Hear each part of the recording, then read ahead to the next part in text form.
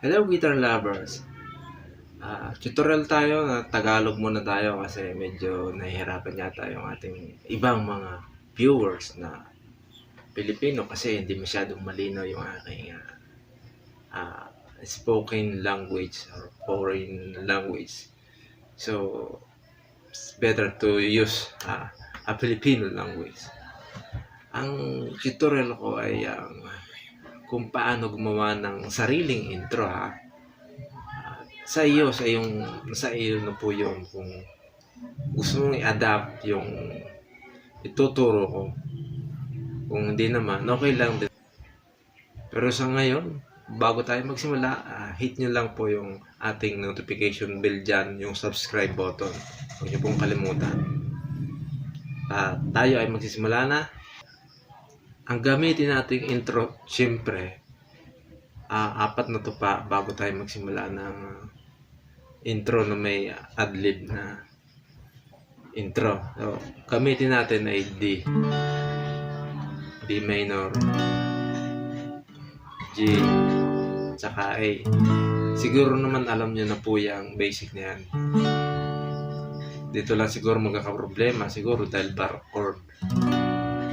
Tsaka ito. Pero alam ko naman madali lang naman kayo maka-adapt yan eh. So, ang gawin natin, di ba? Ito ang gamitin natin parang pattern.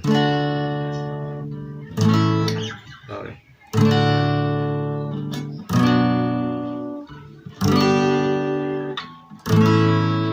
So, yan yung gamit natin parang pinaka-beat. So, paano yan?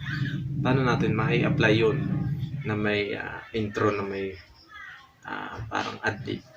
Ito ang gamit natin. Sa D yun.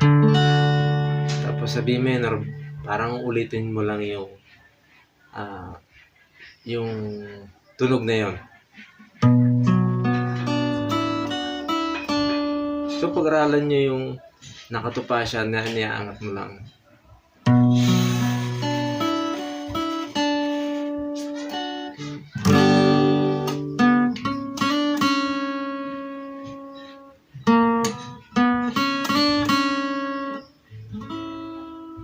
Ulit natin.